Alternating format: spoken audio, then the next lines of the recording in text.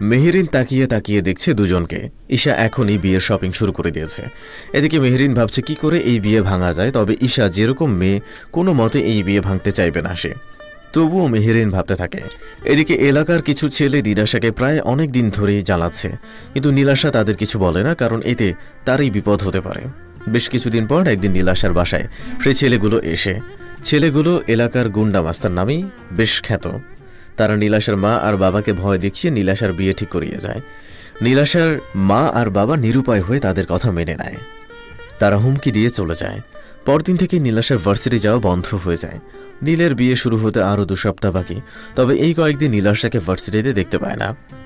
এতে তার কোনো ভ্রুক্ষেপ নেই, তবে মেহেরিন রোজই তার কথা জিজ্ঞেস করে, তাই আসে না ভার্সিটিতে। মেহেরিন আর কিছু বলে না। বিয়ের 1 সপ্তাহ আগে থেকেই চলতে থাকে বিয়ের আয়োজন। ব্যাচেলার পার্টি, রিং বদল, মেহেদি, সঙ্গীত ইত্যাদিতে মেতে ওঠে সবাই। কিন্তু মেহেরিন মোটেও চায় না এই ঈশা মেয়েটার সাথে নীলের বিয়ে হোক। একটুও পছন্দ হয় না তার এই মেয়েটাকে।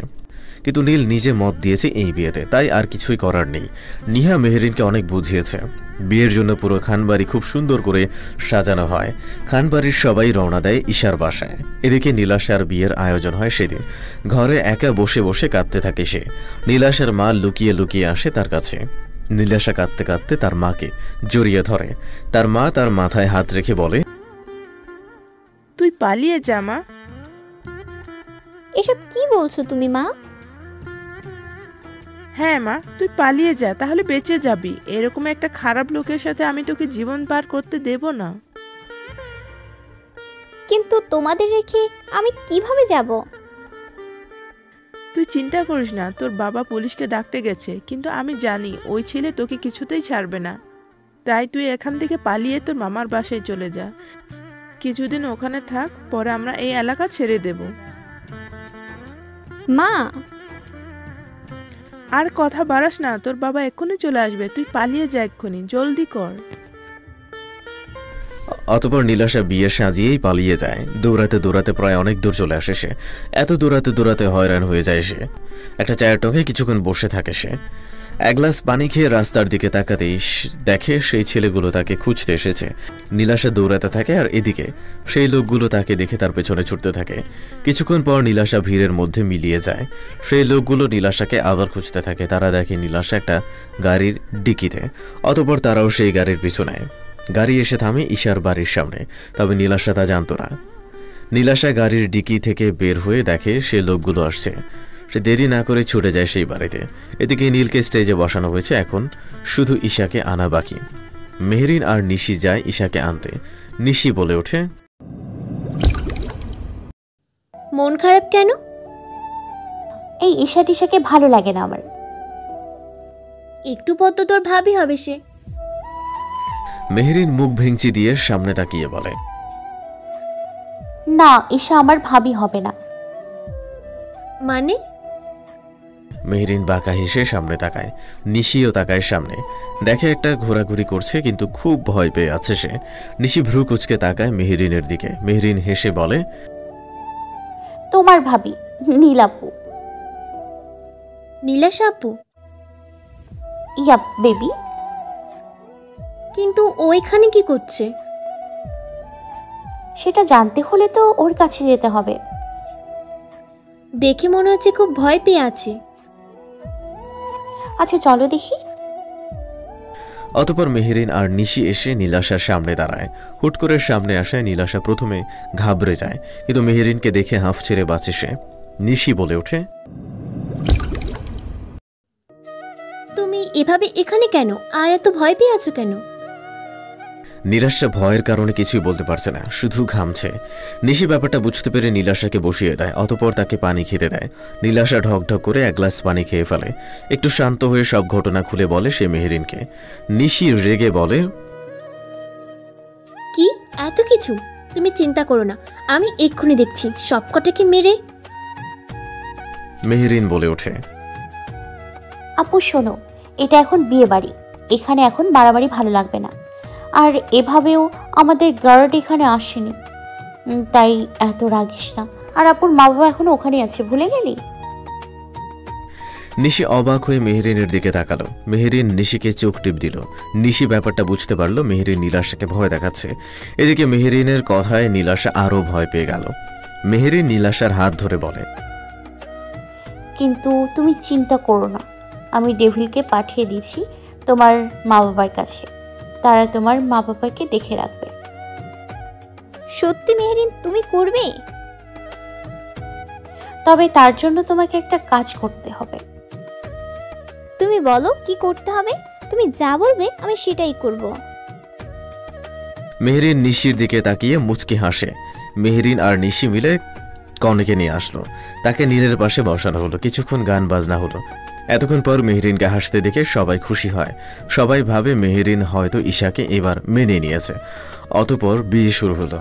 কাজী এসে কনের পাশে বসে। তাকে কবুল বলতে বলতো, কিন্তু কনে কিছুই বলছে না। সবাই বলতে বলছে, কিন্তু তবুও কনে কিছু বলছে না। তখন একজন এসে বলে,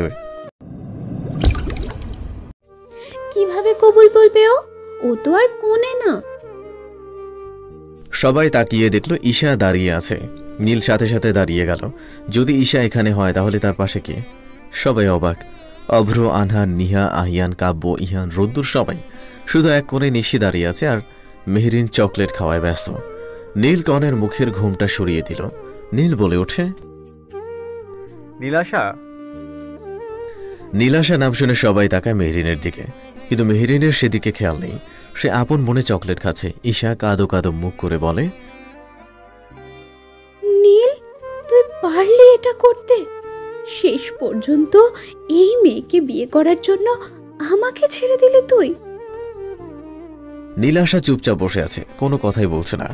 কারণ মেহরিন তাকে কিছু বলতে মানা করেছে। তখনকার শর্ত এটাই ছিল, নীলাশাকে নীলকে বিয়ে করতে হবে। নীলাশা প্রথমে না বললেও পরে হ্যাঁ বলতে বাধ্য হলো। নীল রেগে নীলাশাকে জিজ্ঞেস করছে, তুমি এখানে কেন? কথা বলছো না কেন? মেহরিন বলে ওঠে, কারণ আমি এনেছি হবু ভাবিকে। মানেটা খুব সহজ ভাইয়া, তোমার বিয়ে নীলাশা আপুর সাথেই হবে। কি? ঈশা বলে ওঠে, মেহরিন, তুমি পাগল হয়ে গেছো নাকি? বিয়ে আমার সাথে ঠিক হয়েছে। আমি আমার ভাইয়ের সাথে কথা বলেছি আপু, তুমি মাঝে কথা না বললেই ভালো হয়। আর যদি বলো বিয়ের কথা, তবে বিয়ে এখনো হয়নি, কিন্তু এখন হবে, তাও নীলাশা আপুর সাথে। নীল বলে ওঠে, আমি মেয়েকে কোনো মতে বিয়ে করব না। ভাইয়া? নীল রেগে চিৎকার করে বলে, আদরি, সব সময় তোমার কথা চলবে না। আমি যখন বলেছি আমি ওকে বিয়ে করব না, মানে করব না।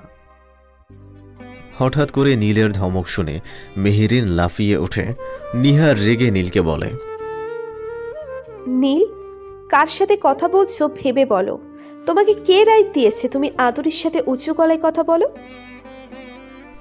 আহিয়া নিহাকে সামলে বলে, তুমি শান্ত হও, এই সময় তোমার উত্তেজিত হওয়া ঠিক না। আপনি দেখলেন কিভাবে কথা বললো ও? ও রেগে আছে তাই বলছে। তো কি হয়েছে?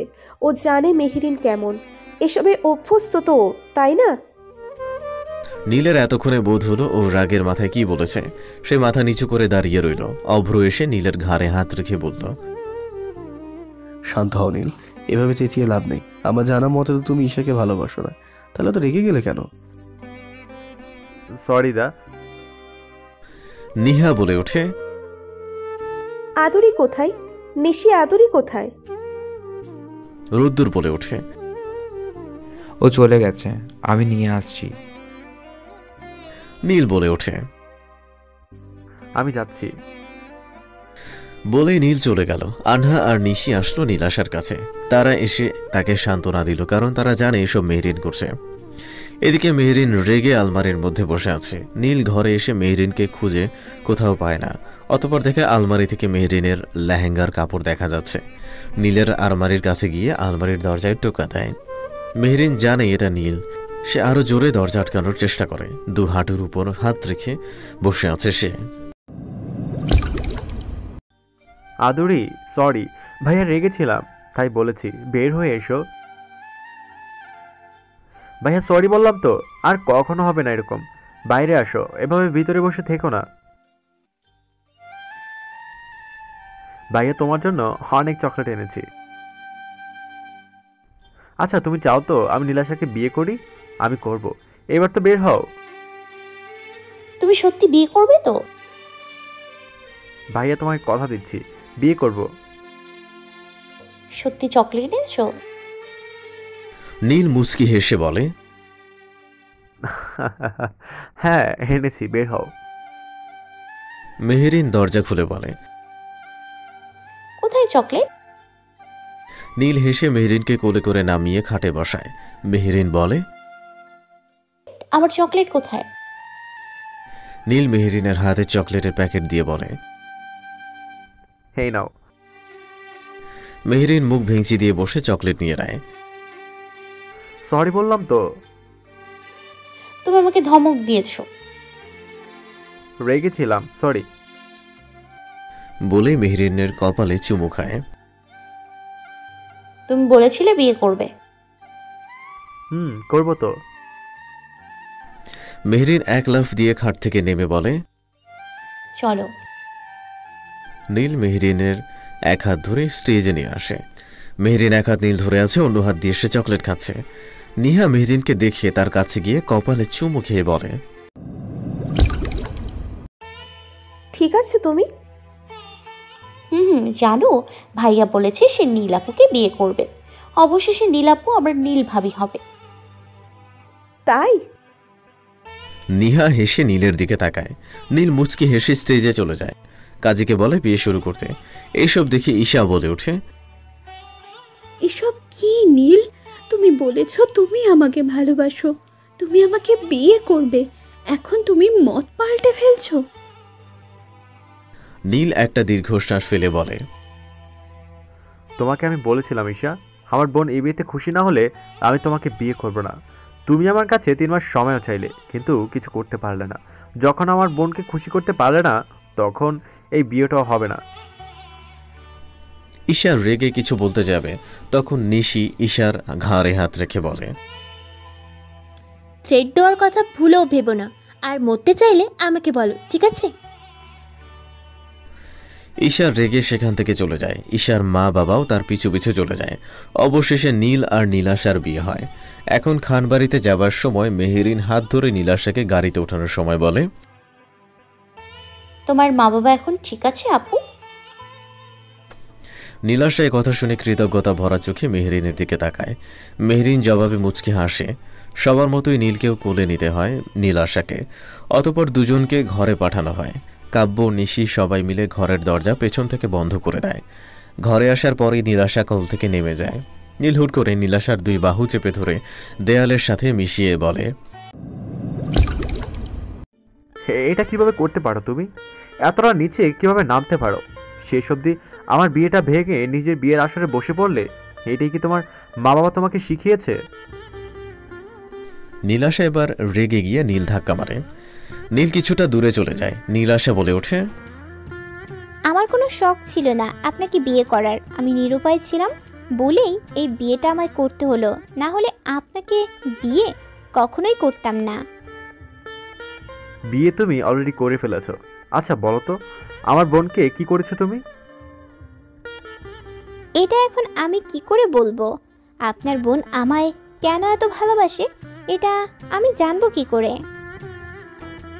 সেদিন ওর সামনেই আসা উচিত ছিল না তোমার। সব নষ্টের মূল তুমি। আর আপনি সব নষ্টের ফল। তোমার সাথে কথা বলাই বেকার। একদম আমার কাছে আসবে না তুমি, আর না কথা বলবে আমার সাথে। বলে নীল ওয়াশরুমে চলে গেল। নীলাশা রেগে গিয়ে বিছানায় বসে। অনেক ক্লান্ত সে। নীল ফ্রেশ হয়ে এসে দেখে নীলাশার বিছানায়। নীল বলে ওঠে, তুমি আমার বিছানায় কি করছো? ভুলে যাবেন না, এই ঘরের সব কিছুর মাঝে আমাদের সমান সমান অধিকার। তার মানে তুমি এখানে ঘুমাবে? অবশ্যই, নিচে আমি কখনো ঘুমাতে পারবো না।